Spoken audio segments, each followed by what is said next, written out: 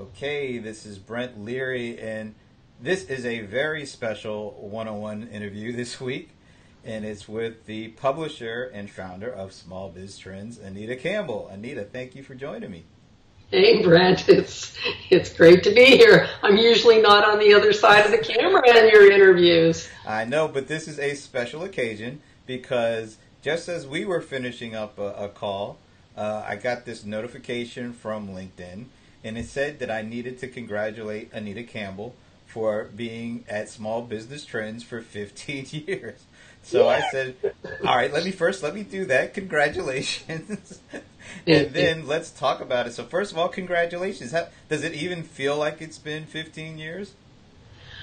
Well, in some senses it does. In other senses, it's like I just started the site yesterday, in fact, when I go back and I look and I see articles that I wrote in 2004, and I can't even believe it, and how much has changed since then. It's just, things that we thought were unique back then are today just, they're commonplace. And so it's just very different. So let me take you back to 2003 when you were just really getting started. Could you ever have imagined back then where you'd end up with Small Biz Trends today, with millions of people visiting the site, I don't know how many tens of thousands of pages of content, and just all that Small Biz Trends has meant to a lot of small businesses and startups? In one sense, no. Of course, I had dreams, but I didn't actually dream that it would go down the path it went down. So I've often told this story of how I started Small Business Trends because I wanted a place just to get some newsletter articles up online. And a friend said, oh, you should go over and try a blog. And there's this place called blogger.com, and you can publish online like instantly. And I was like, oh, blog, all right. I sort of had heard of blogs, but they were more like personal journals back then in 2003. And people were, just writing about their lives and so on. LiveJournal was really big back then. And Blogger was the king of the hill when it came to blogging software. Movable type and TypePad came along as well, but those were more niche-y. So I started blogger.com. I couldn't believe it. It was like I'd been spending days struggling using Dreamweaver software to try to load articles online, and I'd hit the back key, and I'd destroy everything. Everything would fall apart on me. And here was Blogger. It was so easy. So so I started out just publishing some newsletter articles, and before I knew it, more people were coming to the site than were reading the newsletter, and that's when I realized, oh, I should be spending more time writing online. The newsletter is fine, but really online publishing was where it's at. So that was back in 2003. Wow. Okay, so over that course of those 15 years, what has been the biggest change that you've noticed in small business, but also what's been the biggest constant over those 15 years in small business? Well, when it comes to small business, I think, what's radically changed is how important the online world is to small business, even for brick and mortar businesses, ones who get most of their customers locally. I mean, almost every one that I know that is, trying to market their business is doing something online, whether it's, depending on what their market is. So if they provide home services, for example, they're on homeadvisor.com, or they go to nextdoor.com and they're promoting their business there. Realtors have drastically changed what they're doing so that they're doing much more marketing of real estate properties online. So any industry, just about, certainly any that serve consumers, are definitely more online savvy today. And sometimes I feel like that stat you often hear, like, oh, well, only 50% of small businesses have a website, is, first of all, I'm not sure I buy that number. I think it's higher. But beyond that, I think that it's kind of irrelevant today because a lot of businesses are getting leads from these central marketplace sites, or they're using a platform such as, I know you talk a lot about Amazon.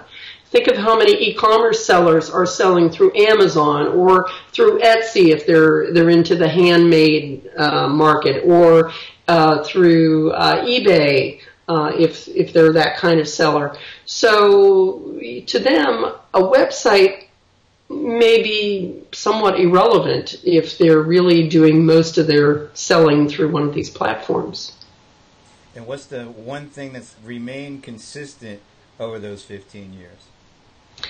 I think what's remained consistent and probably, just become more and more of a factor is, how important technology is, but yet how baffling it is when you're a small business to figure it out. It used to be that people were struggling with, computers, and they struggled with a lot of security issues, and those still may be issues, but I think what's become a bigger issue today is that there are just so many software and apps out there that it's become baffling to try to figure them out and to figure out what you should use in your business, and how to get yourself and your team up to speed on them. It's not just about you. You might be very open and desirous of moving to a new software, but if your team is used to doing things a certain way, if they use one kind of software and you come along and say to them, hey, there's this great thing, it's got all these bells and whistles, let's try this, they're thinking, oh, that's just like more work I've got to do, so you have to sell them on it as well, and they're overwhelmed because they have to know so much. You can no longer, as a sales rep, you're not just picking up the phone and calling. Now you have to know how to use tools like CRM and prospecting tools, and you have to be savvy about social media and how to go out and find people and connect with people on social media. So the barter's just a lot higher. So what do you think the current state of affairs is for small business today? Well, right now I think the economy is doing well, so I think a lot of them are feeling optimistic and doing well because of that.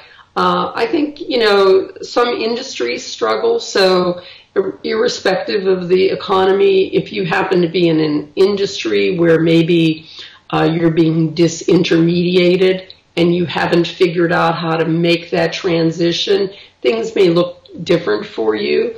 And the best advice that I can give any small business is if your industry is under attack, and I use that attack as, in loosely, but if your industry is rapidly changing and the old way that you did things is no longer working because maybe there are big players in there, or there are these shifts, or customer behavior is changing, the best thing that you can do is really just don't feel like it's the end of the world. Step back, look at what's changing, look how you can leverage something. If you're in retail or e-commerce and you feel like some big players are out there, is there a way that you can leverage that and maybe use their platform? And even if it's a dual strategy for a while, maybe you're still doing things the old way for a while as you grow this other channel. Those are important things to do. What I can tell you is you can't stand still. You're not going to be able to turn back the clock. Wow.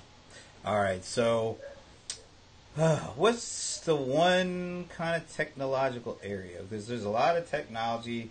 We hear about I'll say the voice assistance thing. We hear about AI. We hear about a number of things. What technology do you feel that small businesses should really concentrate more over some of the other things we're hearing about today?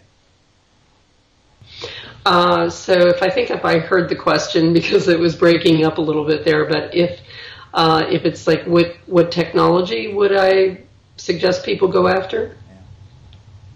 That's it. Yep. I do think artificial intelligence is the next great leveler of the playing field. So it's not just about any technology.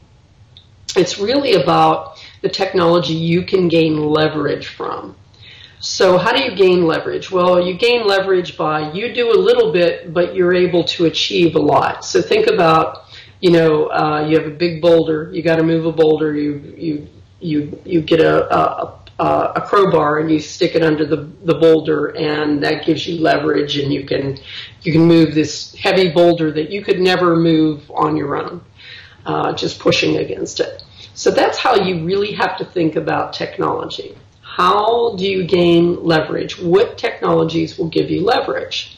And that's where I think the beauty of artificial intelligence comes in, because artificial intelligence enables you to analyze and make use of data, let's say, that you couldn't otherwise do, because you wouldn't have the enough staff in house to do that using ordinary tools. You wouldn't be able to do that at the level that's really going to give you that leverage to compete with much larger companies and get ahead of your competition. I think that what artificial intelligence does is it really helps you do so much more, achieve so much more without putting in as much manual effort, without spending on a lot of staff. You can keep your expenses relatively low or lower and gain a lot from it. So that's why I'm a huge believer in it. We use it in some applications in our company, and it's totally transformed our business in ways I could never have expected. Well, that is awesome, and awesome advice. And once again, congratulations on 15 years, 15 more and beyond, hopefully, to come. And once again, thank you for letting me be a part of Small Biz Trends as well.